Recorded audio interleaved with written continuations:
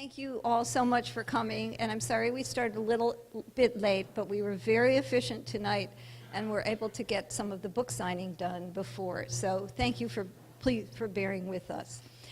My name is Sue Ellen Lazarus, and I'm the founder of the Martha's Vineyard Books Festival and this lecture series. The lecture series is brought to you by the Chilmark Community Center and Bunch of Grapes Bookstore. It's a new series. We do the book festival in the odd years and the author series beginning this year in the even years. And so next year there will be a book festival. It will be Sunday, August 4th here in Chilmark. So the center, the community center, is the sponsor of the books of this author series. They've put a lot of work into it. They've been a terrific supporter. So I want to just take a minute and thank the Chilmark Community Center, the Summer Program Committee, and the Town Affairs Council for their support of this, as well as Bunch of Grapes. You saw Dawn back there. She's hiding back there in the corner. She has been a terrific sponsor for us to work with, and it's a new partner for us, and it's been a very successful relationship. Through this, yes, yay, Bunch of Grapes. And she did all this while moving her store and being in the height of her busy season. So through this author series, we wanted to create another opportunity to bring authors to Chilmark. At the same time, the series was designed to support publishers, independent bookstores, and authors. And as you notice, the ticket price was geared to encouraging you to buy the book, that for the price of it, there was an incentive built into the admission price, so much so that I think we've sold out of books. But Dawn tells me that if you had a voucher and you did not get a book, you will be able to get one at the bookstore. And since Professor Gates is on the island for a few weeks, he will go by and sign them. So you will get a signed book. This is, as I mentioned, this is the last lecture in the author series this summer. So we will see you next summer at the book festival.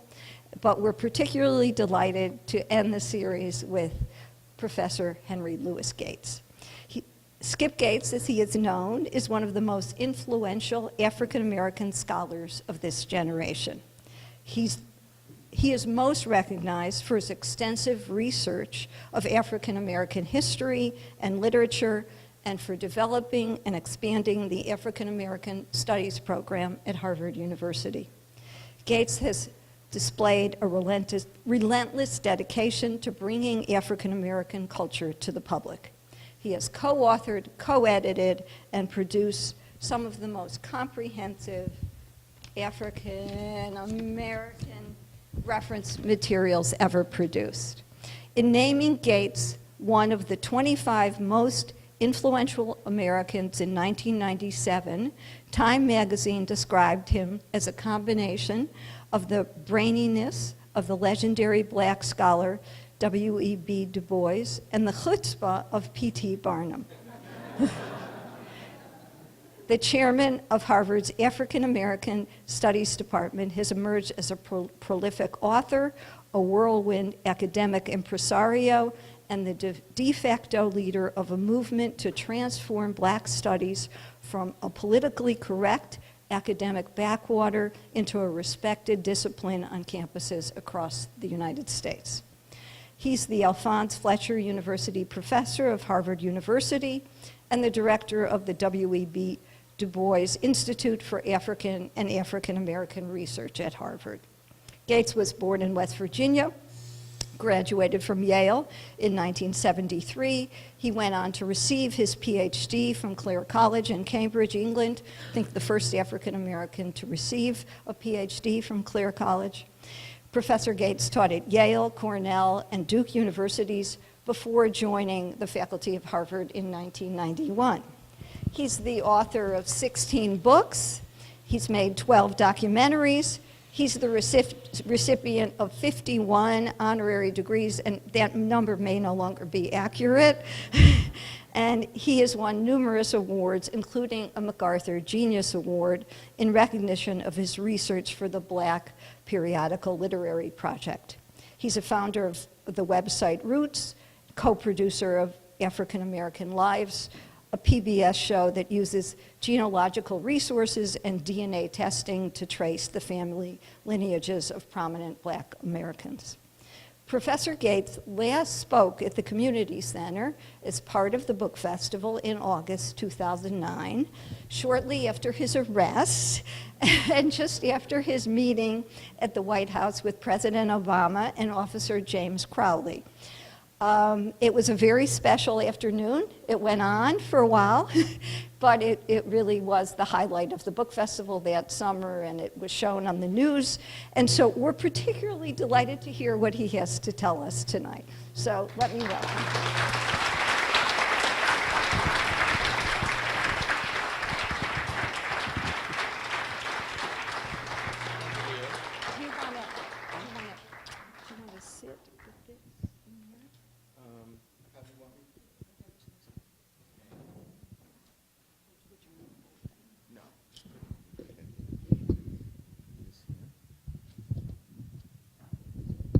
How do we do it? Can you hear me okay?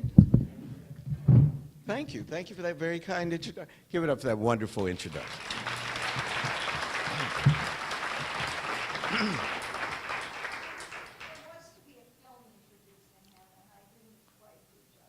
No. You were great. First of all, this is my 31st summer on the Vineyard. And I love Martha's Vineyard. You know, I write here. Many of my books I've written here in the summer. And we still don't own a home here. I have a life lease on a beautiful home in Hardhaven. Many of you know that house, the big white house. In fact, the two brothers of the woman who owns it, Nina Moore Howe, are here. Allie and Andrew Moore back there. I don't know, she must have bribed them to come or something on Saturday night. They're my good buddies. But I used to rent the Bridge House, which, you know, when you go down the hill toward Aquina, and Quitza's on the left and the ocean's on the right. Vernon Jordan rented that house for years, and that was the house where President Clinton first visited the island, and we celebrated the president's birthday there shortly after he was elected president. And then Vernon moved out, it's owned by the Mayhews, and then my family and I lived there for many, many years. And so I love Chilmark. All this is just a preface to say that I love Chilmark, and I love the light in Chilmark. It reminds me very much of the south of France. And so, but it's a pain in the butt to get out here when you have kids trying to get to Circuit Avenue on Saturday night. The last thing on your mind is the light in the south of France, I'll tell you that. But I was thinking about the south of France, curiously enough, when I was driving out here. And the reason is not because of the light at Chilmark. It's because I was thinking, well, what is the first piece, the oldest piece in this reader? A reader, for those of you who don't know, is like an anthology. It's like your greatest hits album. And this publisher, Perseus Books, has a series, and they ask authors to publish their greatest hits. And I told them I would let them do it as long as I didn't have to read through all my stuff and decide, you know, it's like deciding which of your children you prefer. And so we got a woman who used to be my graduate student, has a PhD from Harvard in Victorian English literature. She works on my staff. She's the assistant director of the Du Bois Institute. And I said, how would you like a publication? How would you like to go through all my writings and pick? And so she did. Her name is Abby Wolf, and she did a fantastic job. And the first piece that she picked was an interview that I actually did 39 years ago, almost to the day. I had just graduated from Yale. I was class of 73. And I graduated, I'm making this up, let's say June the 5th. And on June the 6th, I jumped on the QE2, the Queen Elizabeth II, and I sailed to Southampton, England, because I had a job as a correspondent at Time Magazine's London Bureau. I'd written for the Yale Daily News. I had a guest column, and I'd gotten a fellowship to go to the University of Cambridge, a Mellon Fellowship. And from the time I was a little boy, I wanted to go to Harvard or Yale, I wanted to go to Oxford or Cambridge. And I got into Yale, thank God, and I did very well. And I applied to all these fellowships, and finally I got this Mellon Fellowship, which took me to Cambridge. And at that point, I wrote to the editor of Time magazine, and I said, other people who had graduated from Yale had been given a job at Time magazine in London, and I was an Afro-American. I had a big afro too, man. I was bad. You know, Cornell West, my buddy Cornell West, that afro he has is like a crew cut next to my afro. I was Captain Black Man. Anyway, I wrote to them and said, here I am, and I sent them some of my columns, and they hired me. So I went off to London in early June of 1973 to learn how to be a correspondent before I went up to Cambridge, as they say in England, up to Cambridge in the fall to start reading, as we say there, English literature. And, you know, being a typical American, what's the first, every Monday at Time you had a story conference, and all the correspondents could propose stories, articles. And so what did I do? I proposed that Time send me all over Europe, finding prominent African-American expatriates and letting me interview them. I was no dummy, right? And I figured, well, what the hell? All they could do is say no, and to my astonishment, they said yes. And so 39 years ago, literally almost to the day, I took a train with my girlfriend from Paris to Nice. It took 18 hours to get there. We broke down in a tunnel in that August heat in France. And we finally got to Nice, and we rented a Peugeot. And I went to James Baldwin's house. James Baldwin was my hero.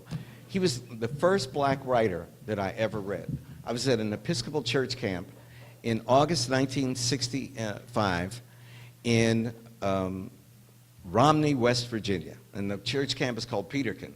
Now, there are not that many black people in West Virginia, right? So how many black Episcopalians could there be? There were 3 black Episcopalians at this church. And August 1965. And August 1965 was just a month before my 15th birthday. What was happening in August 1965? The Watts Riots. And, you know, we had sort of an embargo on any news coming into the church camp. So, but once a week, they brought in the Sunday paper, along with milk and eggs and supplies. And so all the kids were in this circle. And I walked up, and they all started looking at me in this funny way. And I peeked over someone's shoulder, and it was a big headline of a newspaper that said, Negroes riot in Watts. And so I didn't know what a riot was. Did that mean white people were killing black people, or black people were killing white people? Remember, this is back in the day, man. You know, riots were a new kind of thing.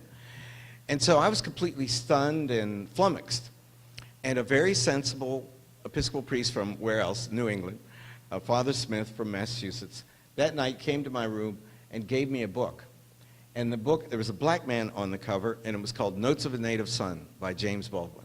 And it took me about a day to realize that this man on the cover was the author of this book, because I love to read, but I had never read a book written by a black man. So, and I used to keep a commonplace book, like many of you, I'm sure, did. And I would write out my favorite passages of my favorite authors in longhand, so you can get inside a writer's head. When I teach autobiography, writing autobiography, I make the kids, the first half of the semester, I make them do imitation experiments. I mean, we look at canonical autobiographies like Sartre's The Words, or Benjamin Franklin's autobiography, or Frederick Douglass' autobiography, and then they imitate the style. And, you know, or Mandeville's Travels, which is a really kinky book written a long, long time ago. And it's a great experiment to learn how to write. Well, I did that with James Baldwin, and I own James Baldwin's prose. I mean, I have James Baldwin in my head, and there's nothing I can do about it. So when I proposed that I would do this story on black expatriates, it really, ladies and gentlemen, was my way, I hoped, the Hail Mary pass I was throwing to meet my hero, James Baldwin, at the age of 22. And so that's why I was on that train from Paris to Nice, and I rented that Peugeot, and I drove up to his home in Saint-Paul-de-Vence. And Baldwin has a 10-acre estate. It's for sale. In fact, Hans and Mariani could buy it for 10 million euros right now. I always had a fantasy that we would have a summer research institute like the Rockefeller Center at Bellagio. No, I had a fantasy that James Baldwin would give me his house. that was my fantasy. Anyway, I go to James Baldwin's house, and I'm petrified. I didn't even know what to say. I hardly remember it. And you know what he said to me? He said, well, what are you doing? And I said, I'm doing a story on black expatriates, and I'm going to interview you tonight, and then I'm going to Monte Carlo to interview Josephine Baker. And you all, for the people in here who don't know Josephine Baker, she was a goddess. She was the star of the Follies in the 1920s. She dressed in a string of bananas, a very phallic string of bananas, and nothing else. And she went to Paris. She was a chorus girl for Blackbirds on Broadway. I think it was called Blackbirds. And then she went to Paris and just became this overnight sensation. She had a beautiful body, and she could sing. And she learned French very quickly, and she became the star of the Follies and had her own show and had many affairs, as she later told me, with Picasso and Matisse, and, you know, they all slept together. You know, it was the 20s, you know. And so I was going to see her, and she had just announced that she was coming out of retirement, going back to the stage. So, and that was a big news. She had just made a pilgrimage to Israel. She was very spiritual. She had adopted 12 children from different nations called the Rainbow Nation, the Rainbow Tribe. And she had lived in Monte Carlo because Princess Grace gave her a house and subsidized her when she had gone bankrupt. She had a castle in the south, in nearby in France, and she'd been evicted. There was a famous photograph of her outside holding one of her possessions of this castle. And she and all of her children had been evicted. So, and Prince Rainier and Princess Grace gave her sanctuary in a beautiful house that overlooked the Cape. So that's why I was going. So Baldwin said, what are you doing here? And I said, well, I'm doing this piece on black expatriates, and tomorrow I'm going to see Josephine Baker. He said, well, that's ridiculous. You go get her and bring her to dinner. And I go, what? You know, he goes, yes, just tell her that Jimmy said you must come. And, you know, Nice is not that far from Monte Carlo. So petrified, you know, I got back in my Peugeot and with my girlfriend, and we drove to Monte Carlo and finally found Josephine Baker's house. And she made me wait 45 minutes. And she descended this staircase. Man, it was the bronze goddess. I was totally smitten, totally in love. I would have thrown my girlfriend out the window. I barely know this woman. She's my driver. I'd have slept with her in 2 seconds. But she wasn't interested in me. Hurt my feelings? No. And she came down, and she still had a lean dancer's body. At her age, you know, she was just shy of 65 years old. I just saw her in my mind. And I said, Miss Baker, Mr. Baldwin, and it wasn't any of this Jimmy stuff or Josephine, Mr. Baldwin just sent me over to bring you back to dinner.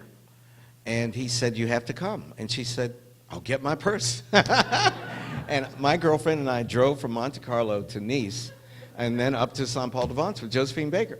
And at every traffic light at which we stopped, people when they looked over, they would run over to the car just to touch her or ask for her autograph. It was great. And so we go up to Baldwin's house, and he was gay, as you know, and he had about 3 lovers there. He had his white lover, who was kind of a Lenny type, you know, big, and I don't think he'd read any of Jimmy's books. I don't think he was there for that purpose. And then he had a very sensitive white French lover, and then he had a black man who used to write for Newsweek, who was a dancer, had very tight white pants on. I remember that. And I was very glad my girlfriend was there, and I hugged her very closely. This was, I was not socialized, let me say. So this is the first time I was enjoying this experience. And with Josephine.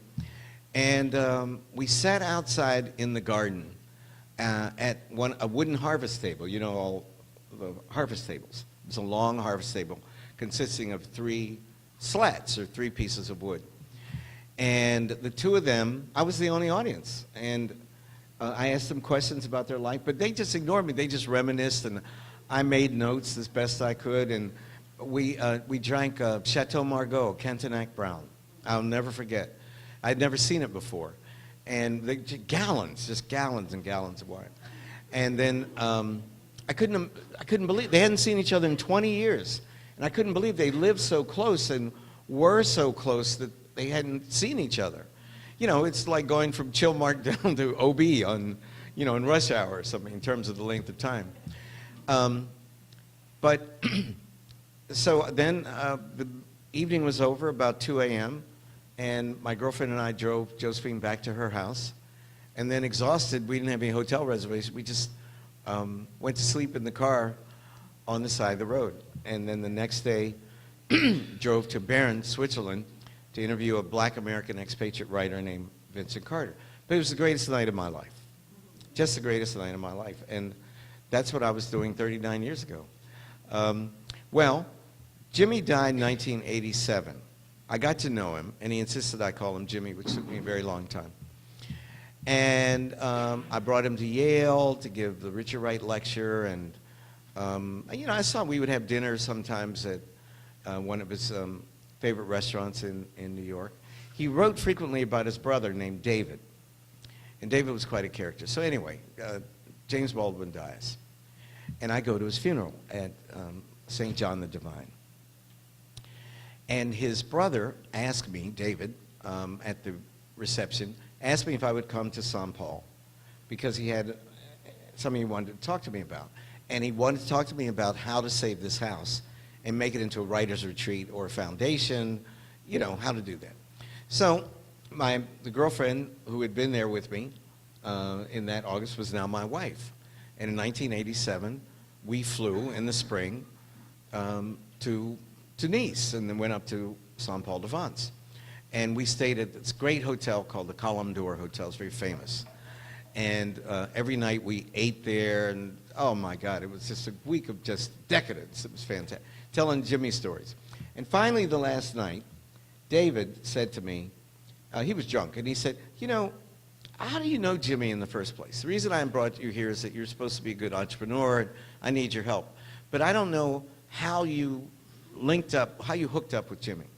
So I told him the same story that I've told you all about being a young reporter, and I was 22, and how I brought this Josephine Baker, who was making a comeback, to the house one night, and that's how we met. And James Baldwin always wrote that he was ugly. I never thought he was ugly. I thought he was beautiful, but he had big eyes. And David had bug eyes.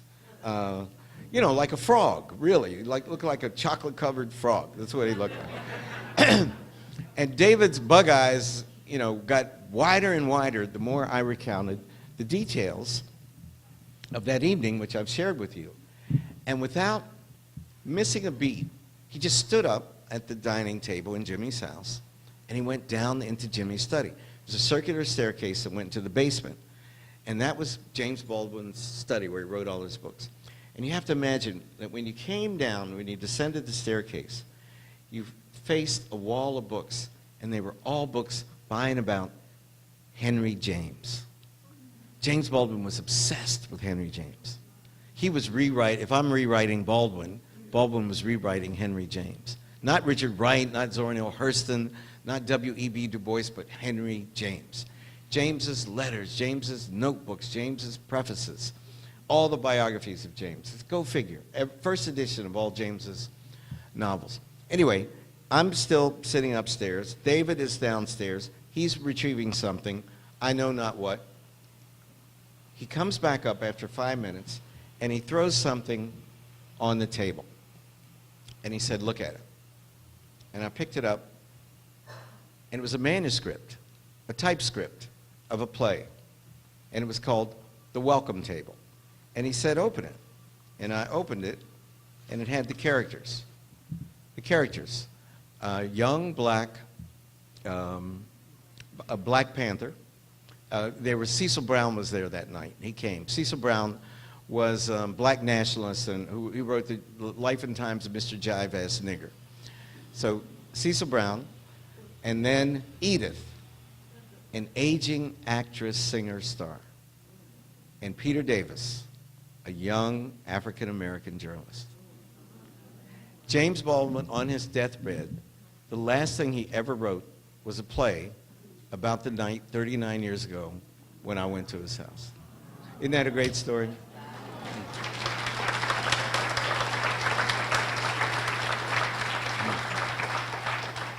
Anyway, I hadn't planned to talk about that, but I was just thinking about it coming up here.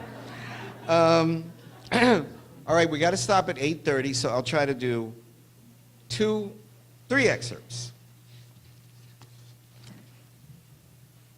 This is called In Our Lifetime, and I wrote this the night that our president of the United States was elected.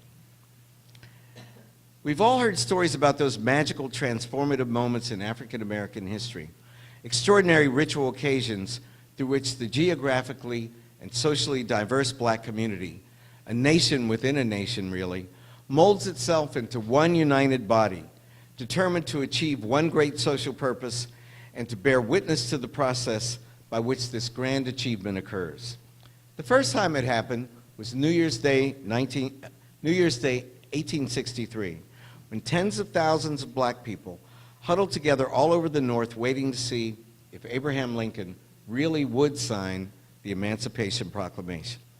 The second time was the night of June 22nd, 1938, the storied rematch between Joe Louis and Max Schmeling, when black families and friends crowded around radios to listen and cheer as the brown bomber knocked out Schmeling in the first round. The third, of course, August 28, 1963, when the Reverend Dr. Martin Luther King Jr. proclaimed to the world that he had a dream, in the shadow of a brooding Abraham Lincoln peering down on the assembled throng, while those of us who couldn't be with him in Washington sat around our black and white television sets, bound together by Dr. King's melodious voice through our tears and quickened flesh. But we've never seen anything like this. Nothing could have prepared us for the eruption, and yes, that is the word, of spontaneous celebration that manifested itself in black homes, gathering places, and the streets of our communities when Senator Barack Hussein Obama was declared President-elect Obama. From Harlem to Harvard, from Maine to Hawaii, and even Alaska, from the prodigious hilltops of New Hampshire to Stone Mountain of Georgia, as Dr. King put it, each of us will always remember this moment, as will our children, whom we woke up to watch history being made. My colleagues, my Harvard buddies, and I laughed and shouted, we hooped and hollered, we hugged each other, and we even cried. My father waited 95 years to see this day happen, and when he called, as the results came in, I silently thanked God for allowing Daddy to live long enough to cast his vote for the first black man to become President of the United States. How many of our ancestors have given their lives? How many millions of slaves toiled in the fields in endlessly thankless and mindless labor before our generation could live to see a black person become president? How long, Lord, how long? The spiritual goes, not long, is the resounding response. What would Frederick Douglass and Dr. Du Bois say if they could know what our people had at long last achieved? What would Sojourner Truth or Phyllis Wheatley, Harriet Tubman say? What would Dr. King himself say? Would they say that all those lost hours of brutalizing toil and labor leading to spent, half-fulfilled lives, all those humiliations that our ancestors had to suffer through each and every day, all those slights and rebuffs and recriminations, all those rapes and murders, lynchings and assassinations, all those Jim Crow laws of protest marches, those snarling dogs and bone-breaking water hoses, all of those beatings and all those killings, all of those black collective dreams deferred, that the unbearable pain of all those tragedies had in the end been assuaged, at least somewhat, through Barack Hussein Obama's election? This certainly doesn't wipe that bloody slate clean. His victory is not redemption for all of this suffering. Rather, it's the symbolic culmination of the black freedom struggle, the grand achievement of a great collective dream. But they say that surviving these horrors, hope against hope, was the price we had to pay to become truly free, to live to see exactly 389 years after the first African slaves landed on these shores, to see that great getting up morning in 2008 when a black man, Barack Hussein Obama, was elected the first African-American president of the United States? I think they would, resoundingly and with one voice, proclaim, yes, yes, and yes again. I believe they would tell us that it had been worth the price that we collectively have had to pay, the price of President-elect Obama's ticket. It's astounding to think that many of us today, myself included, can remember when it was a huge deal for a black man or a black woman even to enter the White House through the front door and not through the servants' entrance. A man named Paul Cuffey from Martha's Vineyard, the wealthy sea captain, the wealthiest black man of his time. Paul Cuffey, by the way, his father was from Ghana. His name was Kofi, which is a Ghanaian day name. And his mother was a Wampanoag Indian, and he was born right here on this island. And when his father died, his brother, and he took the name, took Kofi and made it Cuffey, C-U-F-F-E. Paul Cuffey, the wealthy sea captain, the wealthiest black man in the United States, shipping merchant, and the earliest back-to-Africa black colonist, will forever have the distinction of being the first black person to be invited to the White House for an audience with the president. Cuffey saw President James Madison at the White House on May 2nd, 1812, at precisely 11 a.m., and he asked the president's intervention in recovering his famous boat, his brig, called the Traveler, which had been impounded by the United States because officials said he had violated the embargo on Great Britain. Remember, it was the War of 1812. Cuffey, after the Quaker fashion, called Madison James, not Mr. President. And James, in turn, got Paul's brig back for him, probably because Cuffey and Madison both favored the emigration of freed slaves back to Africa.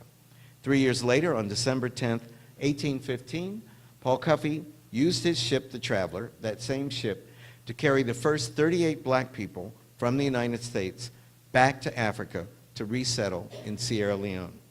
From Frederick Douglass, who visited Lincoln 3 times during his presidency, and every president thereafter until his death in 1895, to Sojourner Truth and Booker T. Washington, each prominent black visitor to the White House caused people to celebrate another victory for the race, as we put it. Blacks became frequent visitors to Franklin Roosevelt's White House. FDR even had what he called a kitchen cabinet through which blacks could communicate the needs of our people.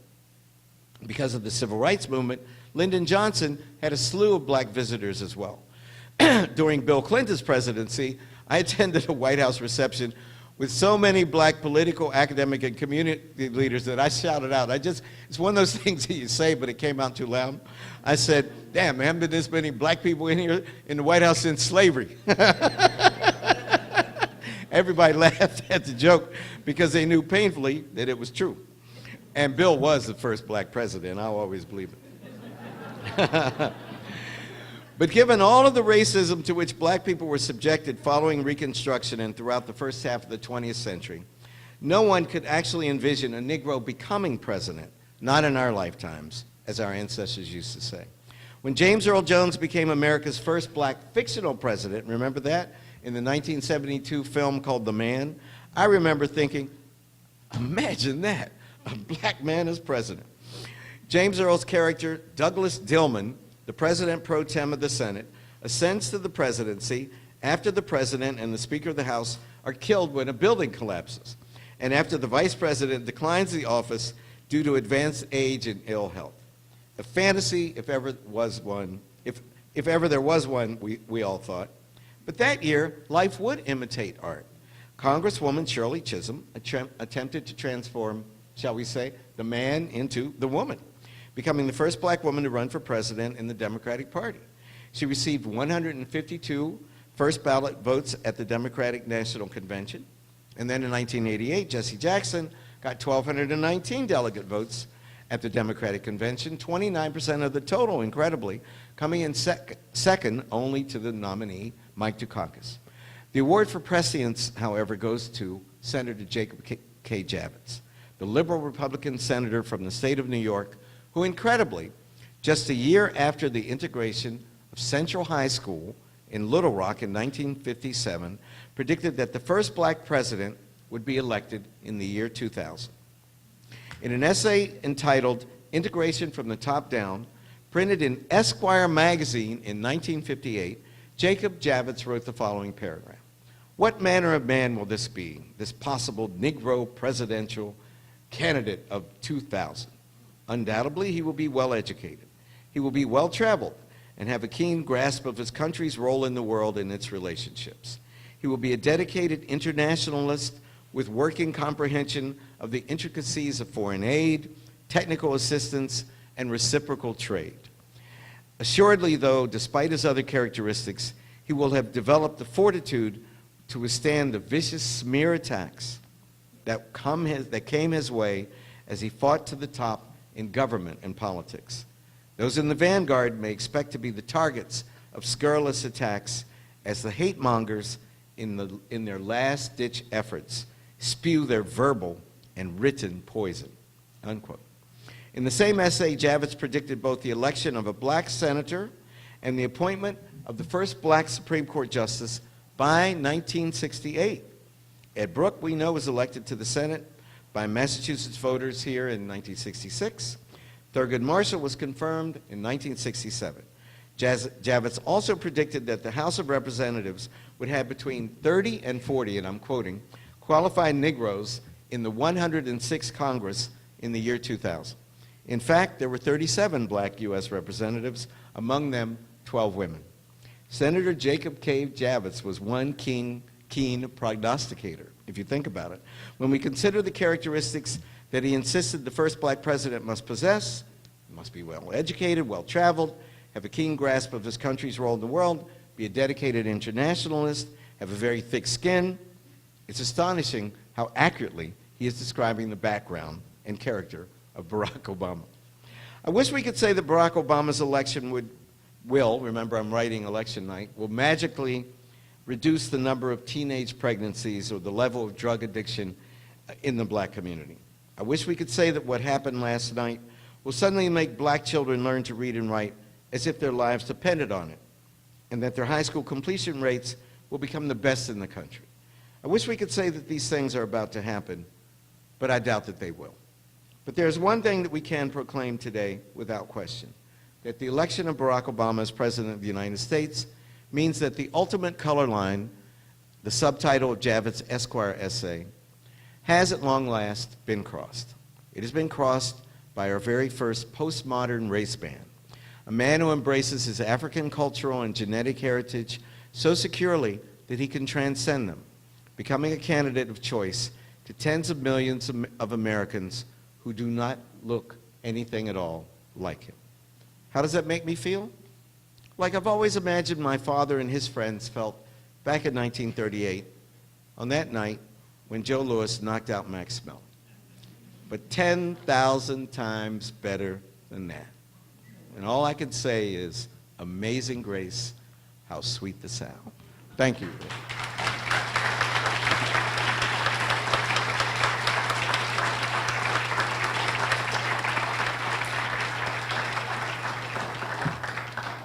All right, well, to give you time to have questions, I can only read one more excerpt. And this is from, I was going to read In the Kitchen, but I do want to answer your questions. In the Kitchen is about, every black person in here knows that the kitchen is the back of the neck. It's the nappiest part of your hair. And I tell the story of how the mother of my two daughters is a white woman, and how my mother, who used to do hair herself, how she would always lift the back of their hair up to see if it had turned. When all children are born, their hair is very soft and curly, not kinky. But it turns. And the question is if it's going to turn and when it's going to turn. And my mother would, and we told my mother, see, we were part of the Black Power generation. We used to call white hair good hair, black hair bad hair. And so we wanted that abolished. And my mother would say, you know, thank God. My mother did not want me to marry a white woman, but she wanted me to marry a black woman with good hair. Because she did not want our children to have kinky hair, our grandchildren. And my father's hair, he looked like a white man. He had beautiful hair. They used to call my father's hair Jesus moss. So the story is about how I did battle with my mother over looking at my my younger daughter's here. But my mother, I wrote this book, and that's a chapter in Colored People. And I wrote Colored People because, as a tribute to my mother died in 1987. It was just horrible for me. We were very close. I have one brother, who's an oral surgeon in New York. And my daughters were too young to know how magnificent my mother was. So I sat down in Italy at Bellagio, the Rockefeller Foundation Conference Center in Lago di Como, Bellagio. And I wrote in a white heat, in 6 weeks, I wrote the first draft of what became The Colored People, was my first bestseller. And it was written in the form of letters to my two little girls. I didn't even intend to write it. I was walking up to my study. Each of the scholars at this conference center has her or his own study. And mine was round, like a silo, and it was called the Veduta, which means the view. And it looks out on this confluence of lakes and water. And when I was walking up the hill, I saw this fisherman drag a boat from the shore into the lake, and it reminded me of my Uncle Jim, my mother's oldest brother. He was a great fisherman, and he took me fishing. I go fishing with Buddy Vanderhoop half a dozen times in the month of August. You know, I love fishing here on the island. And not like Charles Ogletree, he likes to go out, you know, all day long. I like fishing for a couple hours and then go home. And I do not fish in inclement weather. You know, I like sunny day fishing like a civilized person.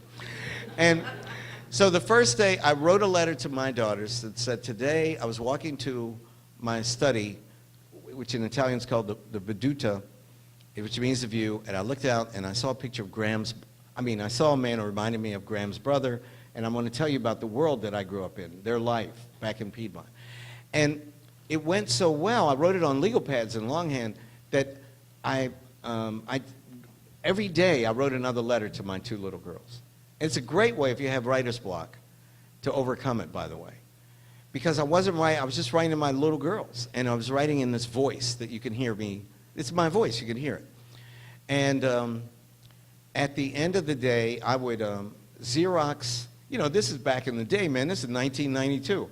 So what would we do? We Xerox the legal pages and then FedEx the sheets back to my secretary to type. And I told her I didn't want to see them. And when I came back, I had a book, you know, because I had written 20 to 25 pages a day. And it was a tribute to my mother. And when I got back, my agent who said, you know, this is going to be fantastic, but you got to rewrite this because it's written in the form of your little girls who were just little kids, in the form of letters to your little girls. And it talked about sex, you know, sexuality, my own emerging sexuality. And I go, sex? There's no sex in this book. But, you know, because my adolescence was long on desire, shall we say, and short on consummation. But it was about, you know, fantasies of, you know, being with girls in my class. So I had to, and some of you have told me that you've read Colored People, so I had to rewrite it. The content's the same, but take it out of the epistolary mode and put it in, you know, in the first person. So this is the part I'll read from Colored People. It's called Walk the Last Mile. You'll see what the title refers to, but it's about when my mother died. It was 1987, and I'd been at an out-of-town conference. In fact, I was at Richmond at the Virginia Commonwealth University when I got the news. I'll never forget the slow walk down the corridor to that hotel door. From a distance, I could see the pink message slips taped all over my door. It had to be death or its imminence, I thought, and it had to be Mama. Messages from the dean, from the police, from the department, from my wife, from my father, from the hotel manager, from the police again, call home. She'd been in the hospital for a checkup, and she seemed to be doing fine. The white lady sharing the room with her said that she was talking one minute, slumped over the next. They kept her alive on a machine till we could all get there. She's up, she's down, she might not make it through the night. She's a little better, she's worse. She won't, not even through the night. I flew out to Pittsburgh, the nearest airport to Piedmont, at dawn from Richmond, then rented a car from there, crying all the way. Sharon, my wife, and the girls drove down from Ithaca. I was a professor at Cornell at the time. At the hospital, Mama kept looking up at me and then at the big blue gray machine, trying to ask something with her eyes. She had an oxygen tube. She couldn't talk. She'd be fully awake and conscious and then they'd have to jump-start her heart again. She'd come back as if she'd just been asleep, asking that same question again with her eyes. We'd go, we'd come over the course of the day, till my family all finally got there. It was about 9 that night, and she'd waited to say goodbye. It was about midnight when we agreed not to shock her heart anymore. Rocky, my brother, by now an oral surgeon, had assumed charge. I told her how much I loved her. And she had smiled that deep down smile, something to take on the road with her. Nemo is her mama's oldest brother. Nemo and Mama are buried near each other in the new, highly esteemed and otherwise all-white cemetery just outside of Kaiser, the county seat of my county, behind the hill overlooking Mr. Bump Seville's trailer park. It probably bothers Mama to be looking down at her brother Nemo every day, unless she's forgiving him for not calling her to say goodbye when their mother, Big Mom, was dying. It's the kind of cemetery that seems fake to me, with all the headstones bronze and flat parallel to the ground, exactly the same size. We got the deluxe model, and we jazzed it up as best we could. It's got a little poem on it and a bas-relief flower. Maybe it should have just said Miss Pauline, because everybody would know who that was. I hate that cemetery, not because of the lack of aesthetic appeal, and not because it's integrated, God knows, but because what Nemo used to call the power just isn't there. When you go up to Radical Hill, up past where Sherry Lewis used to live, you enter the rickety gate and take the dusty road down to the colored cemetery. Now that's a cemetery. All the markers have different shapes and the graves are laid out helter-skelter. Upkeep varies, so some graves look pretty disheveled. Not my grandfather's, my mother's father, Daddy Paul, we called him, of course, and not Big Mom's either. This is where the old souls come to hide, resting till the day of the Lord, falling out all over graves like I once saw Mr. Bootsy do when I was a boy, listening to Mama perform one of her eulogies. My mother would write the obituaries for all the black people who died in the Potomac Valley and then read them at the funerals. And she would be dressed up, and she would take me before I started school to all the funerals, and I would go and watch my beautiful mother read these eulogies. Mr. Bootsy said, "Please, please, just one more look. Don't take her yet. Just one more look," was all he said, shouting and hooping and hollering and falling out all over his mother's grave. You see, you had a chance at a colored funeral. You had a chance to work out your grief. You didn't have to be in a hurry with it either. You could touch it. You could play with it. You could talk to it, letting it work itself up in its own good time. Mama said she didn't want one of those tearjerker funerals with crepe hangers sitting in the mourner's pew and then crowding around her grave. She wanted a closed casket, 10-minute service at the max, and don't let her brother Nemo officiate. That was when she was younger. She'd picked out her dress and her wig hat, the jewelry and the shoes when she got old.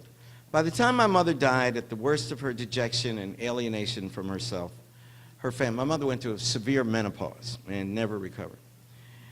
The Colemans, her family, her maiden name, her brothers, the Colemans seemed to me coolly distant, somewhat embarrassed by her eccentricities and depression. They were tired of her, it almost seemed, and she was tired of life. I think by the end, she wanted to die. Nor did she believe in an afterlife. She just wanted release. Instead of the modern Episcopal milquetoast service we had for Mama, I passionately wished that her funeral had been like the one for Miss Minnie, or the one for Papa Charlie, or the one for my great-uncle Boke, which happened back when I was 5 years old. Now that was a nice funeral. The sermon was loud and long, demanding that you break down. He's with the Lord today, walking in grandeur past brooks and fountains, hand in hand with his mother, Miss Lucy Clifford, and his kind old father, Mr. Samuel. I know you want him back, but the Lord had need of him up there. Maybe it was to sing the tenor parts of the spirituals, or maybe to tend the fires. Maybe to polish the silver up nice, or to keep the gold real shiny. I know you'll miss him. We'll miss him too. But we'll meet again soon at the pearly gates on that great day of judgment. When we cross over, he'll be waiting there for us, welcoming us to the fold. Oh man, do those sermons feel good, sad good, and hurting. And then they'd sing that killer hymn, people falling out all along the aisles. When I'm gone the last mile of the way, I will rest at the close of the day. And I know there are joys that await me when I've gone the last mile of the way. Then Mama had risen to read her piece, looking all good and sounding all fine. At Mama's funeral, I wanted to fall out like that too, ladies and gentlemen. I wanted that blue-black preacher who had substituted that time for Reverend Monroe and had blown his tired ass clean away. I wanted him to get up on that pulpit and preach the sermon of the dry bones, just like he'd done for Uncle Boke. People still dated that thing. People still dated things by that sermon. Hey, that was 2 years, 3 months, 14 days, 7 hours, and 5 minutes after Brother Blue Gums preached the sermon of the dry bones. I wanted the Heavenly Gospel Choir to sing a lot of long, sad songs, and I wanted all the people in that church to fall out. I wanted that church to be hot, with the windows closed, those paper-colored funeral home fans spreading the steam rather than cooling things down. I wanted starch collars to wilt and straightened hair to kink up and go back. I wanted the kitchens crinkling up in that heat, crackling loud and long before our very eyes. I wanted the whole world to know my mama's death and her glory while alive. I wanted to cry and cry and cry so I could tell her how sorry I was for not being a good enough son. I wanted her to know that I could have tried to do more. I could have tried to understand her better. I could have come home more often. I wanted her to know that I had tried and that I loved her like life itself and that I would miss her now that she was gone. I wanted to be sad in that dark, holy place, and I wanted that sadness to last. Thank you. Thank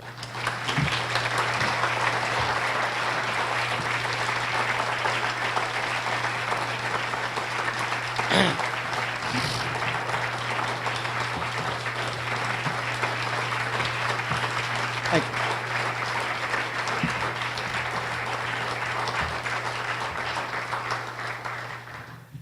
Thank you. Haven't read that in a long time. So, in the words of the black tradition that I love, ask me a question.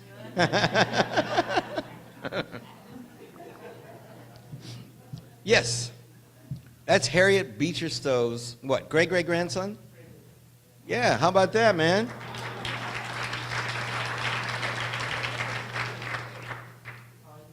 He's writing a book, Uncle Tom's Cottage House. About the new black elite on Martha's Vineyard. Anyway.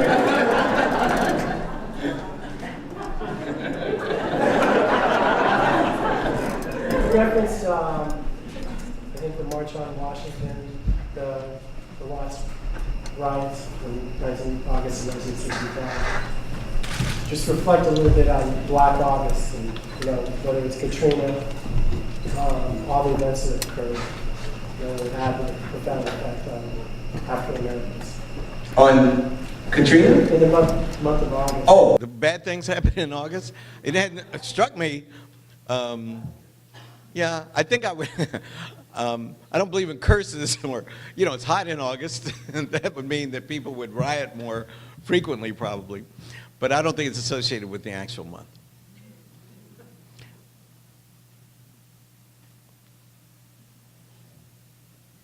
Yes, back there.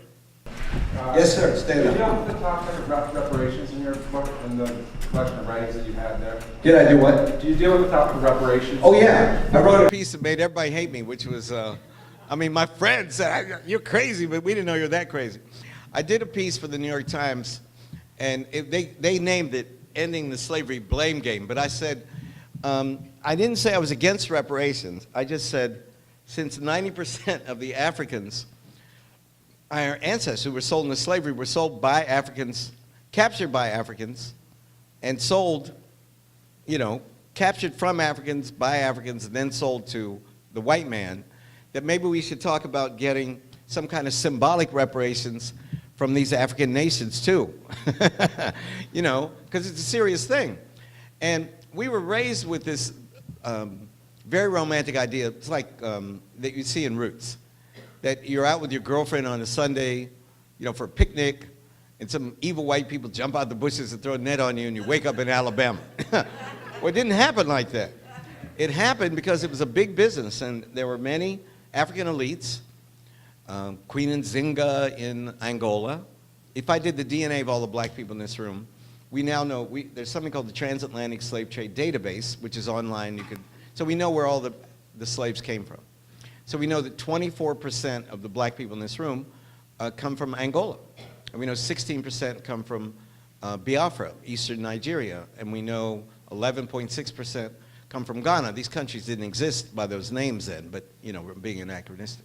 But 90% of those who came were sold by Africans who captured them. And so it makes it morally more complex. It was not meant to take the West or Americans or white people or the people who profited from slavery off the hook, but to make the situation more realistic. And that's a fact. And I'm a professor, I'm a scholar, not a cheerleader, so you just have to tell the truth. That's the messy truth of slavery. It doesn't excuse anybody, but it's just a fact. So I said, and since Barack Obama is both African and American, maybe he could make some headway on this complicated issue. Man, I think they shredded that essay at the White House. But, because it's too vexed. A friend of mine, Michael Dawson, the University of Chicago, did a survey that it said 95% plus of white people in America are against black people getting any reparations for slavery, and it's never going to happen. I mean, I just can't imagine it happening. But I think it would be fantastic if the African nations offered symbolic reparations to African Americans. The president of the country that used to be Dahomey and is now the Republic of Benin, which was a huge slave trading country, though it's a tiny little country now, came to an AME church in Baltimore and crawled on his knees from the back of the church to the altar and begged the forgiveness of the African American people for the role of his ancestors in the slave trade. That's what I'm talking about. That's honesty. You see what I mean? But no, black nationalists don't want to hear that because it's just, they want a binary between good black people and evil white people. But there were evil black elites too. This is not to say the average African was involved in the slave trade, but the African elites. In Ghana, the whole world would come to what's now Ghana for gold, and before that to Mali. That's the wonders of Timbuktu. Timbuktu was a metaphor for the other end of the earth because it was the gateway or the southernmost point on the route across the Sahara, or the gateway across the Sahara coming up from the north. But Mali, in the 15th century, supplied a huge percentage of the world's gold, and then Ghana did after that. Mansa Musa, the emperor of Mali, made a pilgrimage to Mecca. And I'm gonna get, somebody can Google it if anybody's online. Oh, we're in Chilmark, you can't get online, I forgot. But I think it was the 15th century, 1424. You can correct me, send me an email. gates@harvard.edu. Or it could have been the 14th, could have been 1320. It was either 1424 or 1324. But the point of this is, by the time the slave trade started in earnest, and there was always slavery. Slavery is coterminous with civilization. But the huge exit of 12.5 million Africans between 1501 and 1866. So that's a fact. It's online at the Transatlantic Slave Trade Database. Between 1501 and 1866, 12.5 million Africans were shipped to the New World. That is a lot of people, man. And of that, guess how many, and 15% died in the Middle Passage. We know this because it was capitalism, and they're fantastic records. And all these historians, under the direction of Dr. David Eltis, who's a Canadian, is a Brit from Canada, and with a lot of support, financial support from the Du Bois Institute, which I had pleasure of giving, brought together all these records, and they counted the slaves. Now here is the question of the evening, and nobody associated with the Association of the Association for the Study of African American Life and History, so we can answer this question.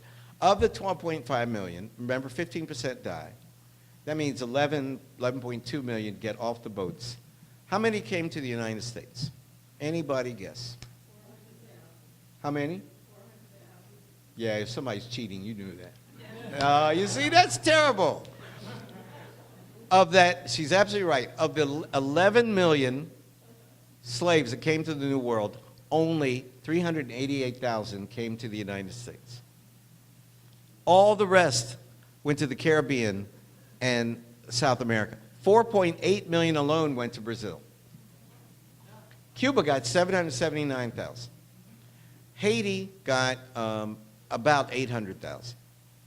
Jamaica, 1 million. You know, when we were growing up, we thought the whole slave experience was about us.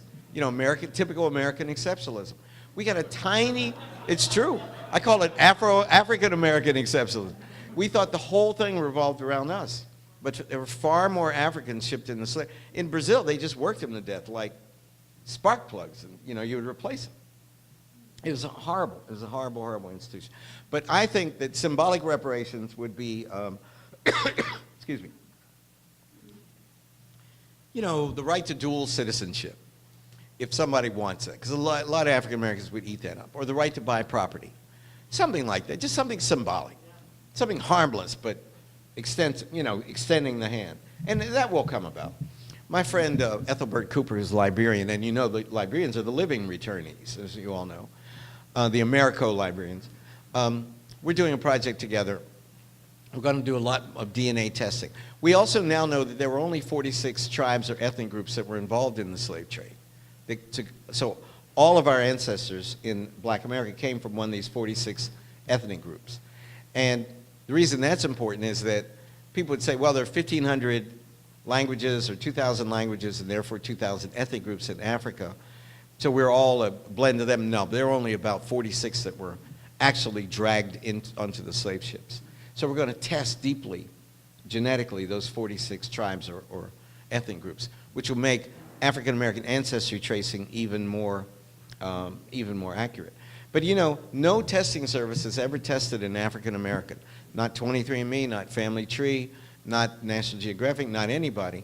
No matter how dark that African American was, no testing service has ever tested an African American who was 100% black or 100% African.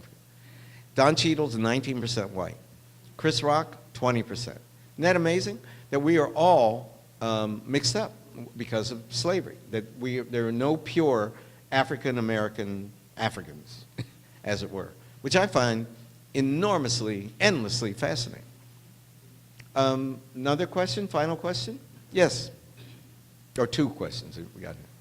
Yes.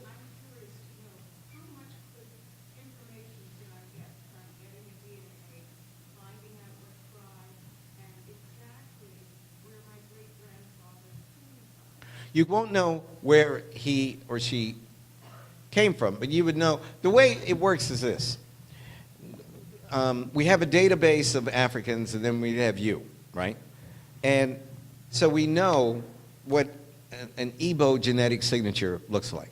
And if you have the same signature, this is enormously more complicated than I'm explaining, but this is the way it is. Then we know that you share an ancestor in common. So the reason that you would share that ancestor in common is because of slavery. So that your great-great-great-grandmother, or, you know, we can test, for you, we can only test your mother's mother's mother's line. But for your husband, we can test his mother's mother's mother's line and his father's father's line. Do you have a brother? Good. Then get him tested right away. Oh, he's gone? Does he have a son? Does your brother have a son? Yeah, he has the same Y DNA. See, your mitochondrial DNA is the same as your mother's. And a man, my Y DNA, which a man inherits from his father, it's identical. And it's the same as his father. That's how you do ancestry tracing. It never changes, right? It doesn't change for thousands of years. So that your brother's son has the same Y DNA as your brother, and your brother's Y DNA is the same as your 10th great-grandfather. So if it matches in the database with somebody from Africa, but it could be European. 35% of all black men in this room descend, like I do, from a white man, not a black man at all. My Y DNA is a classic Unil haplotype, which is 8% of all the men in Dublin and I have identical Y DNA, and which is why my daddy looked like a white man and my grandfather did. My grandfather was so white, we called him Casper behind his back. Anyway, invite me back next year and I'll talk about finding your roots in DNA. But I got to go have dinner at Steve Ratner's house with Mike Bloomberg, so good night. Anyway, thank you very much. Thank you. Thank you. You can stand up.